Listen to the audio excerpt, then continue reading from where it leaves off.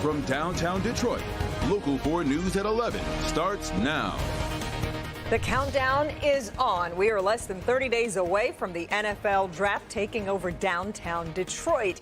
And as the city undergoes an NFL transformation, organizers are taking the game on the road so young fans can live their dreams to be a football star. Thanks for joining us, everybody. I'm Kimberly Gill. I'm Devin Skillian. Mara McDonald live in Campus Martius, which is going to be the focus of our attention a lot over these next couple of weeks. Draft center stage, Mara.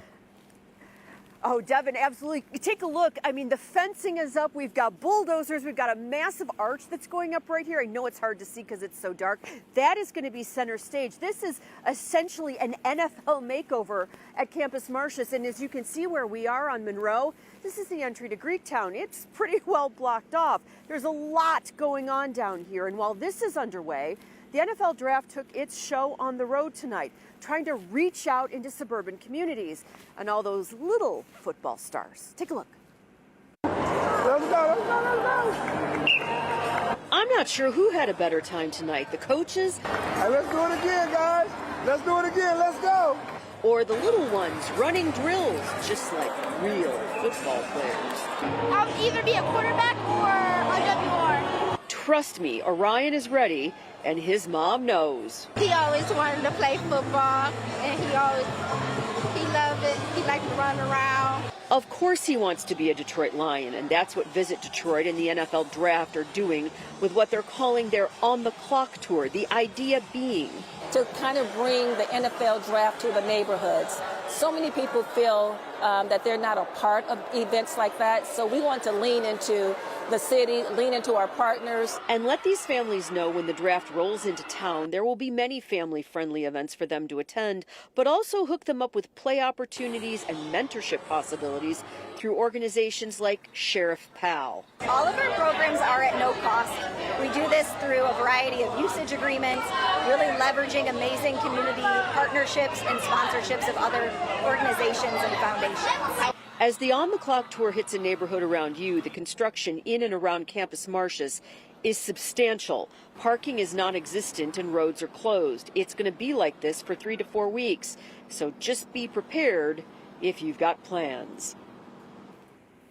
Back here live, and something else to remember, this entire footprint that they're in the process of building out, that has free access to it for families. All you need is to get the NFL One Pass app on your phone, and they'll let you in, and they're going to have all sorts of stuff going on here that doesn't require tickets and doesn't require any money. And if you are a parent who's interested in some of those Sheriff Pal programs for your kids, especially as summer's coming up, all you got to do is head on over to clickondetroit.com.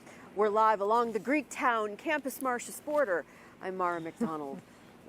You got it. All right, Mara. We're going to get to know that place really well here, aren't we, as we watch it all take shape.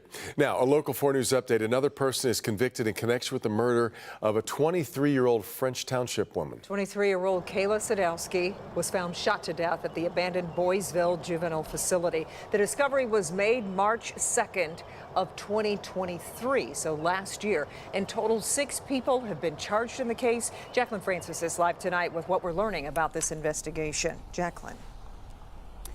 The latest person convicted in this case is 21-year-old Brian Smith. He pled no contest today to a second-degree murder charge. And remember, this is just one of 6 people arrested and charged in this murder. 23-year-old Kayla Sadowski's body was found here at an abandoned Boysville juvenile facility in March 2023. Police say she was shot 3 times. After months of investigating, 6 people have been arrested in the young mother's murder. Just today, 21-year-old Brian David Wesley Smith was convicted of second-degree murder. The plea deal revealed that he lured Kayla to the abandoned facility under the guise they would spend alone time together. But when they arrived, Kayla was attacked by her killers. Last month, 45-year-old Stephen Bales was found guilty of first-degree murder and conspiracy to commit homicide. 4 others were arrested, the charges ranging from second-degree murder to tampering with evidence and accessory to murder. It's unclear what motivated the group of 6 to do this. So we told you that 6 people were arrested. 5 of the 6 people have already been convicted for their involvement in this murder. 1 more person is awaiting trial. Reporting live tonight, Jacqueline Francis, Local 4. Okay, Jacqueline. One of the 4 men charged in the shooting death of an 11-year-old girl in Detroit is headed to trial. Ring doorbell footage was played showing the moment the men allegedly fired shots into a home on Pennsylvania. That was back on February 20th. Lamara Glenn was hit while sleeping inside that home. An investigator testifying today said he found 107 bullet holes at the scene. It also came out today's defendant, 19-year-old Nasir Garrett, was wearing a GPS tether at the time of the shooting. Garrett faces up to life in prison.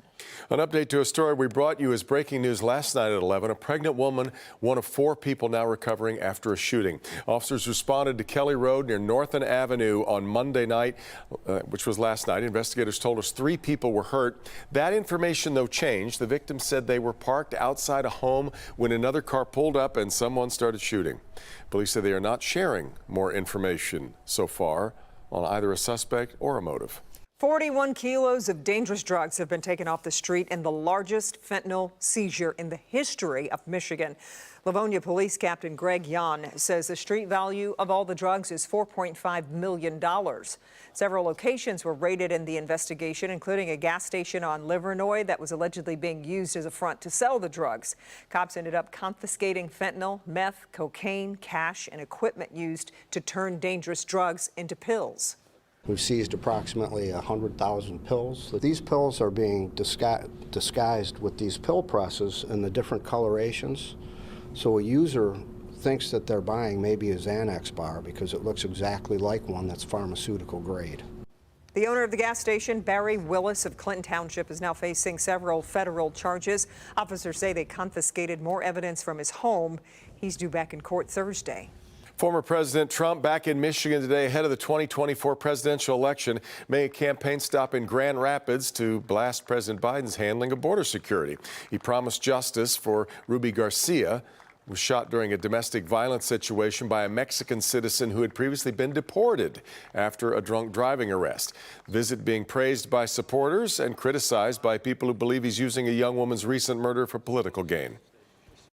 We're going to deliver justice for Ruby. We're going to watch what happens with this thug. We're going to watch what happens.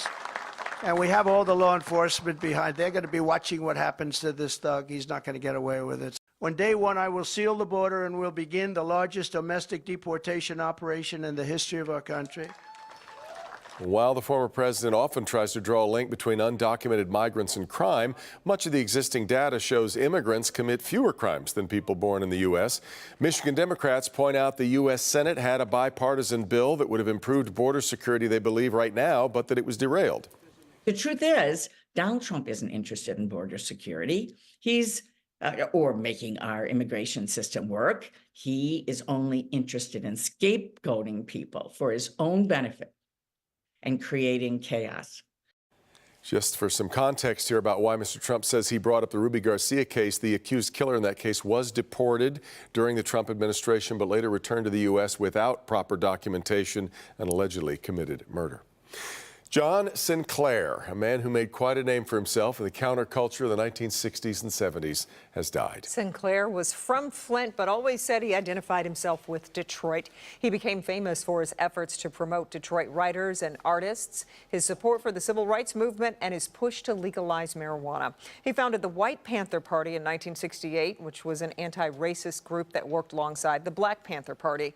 In 1971, he was sentenced to 9 years in prison for possession of marijuana, which led to a freedom rally at Chrysler Arena in Ann Arbor, featuring performances by John Lennon, Stevie Wonder, and Bob Seger. Shortly after the rally, the Michigan Supreme Court set Sinclair free. Over the years, he published a lot of poems and songs. And by the way, he was also the manager of the legendary Detroit rock band MC5. John Sinclair, dead today of heart failure at the age of 82. One of a kind. Time for a check now with the weather as rain moves out of Metro Detroit. Let's get over to forewarned meteorologist Kim Adams with a first look at the forecast. Kim. Well, you can see those low clouds, and as you look at the skyline of Detroit, you can barely even make it out. This is our Windsor sky cam, but we've got that low cloud deck and a few showers still lingering in St. Clair County. The rest of Metro Detroit starting to dry out. 47 now downtown, 48 in Howell, 46 in Pontiac, and mid-40s down in Adrian. So it's pretty quiet now on Exact Track 40 radar. We had a few showers and some heavy rain move through St. Clair County. That's now moved out, and another area just to the south of Detroit. But otherwise, we'll just see mostly cloudy skies overnight tonight. By tomorrow morning, it will be a cloudy and cool start to the day. We could have a few sprinkles here and there off and on, nothing that would really impact your day, with temps in the mid-40s. On the backside of this system is some very cold air, and it's snowing like crazy up north in parts of the UP. And we have strong thunderstorms that have been moving through parts of central Ohio down into Kentucky, including the reports of some tornadoes that will need to be confirmed by the National Weather Service tomorrow. But lots of rain down to our south, and we're kind of in between there. So tomorrow, a couple sprinkles, chilly in the morning, kind of a damp and cool day with highs in the mid-40s. We'll talk about the eclipse and opening day forecasts and some 60-degree weather that's finally in the picture. We'll talk about that as well.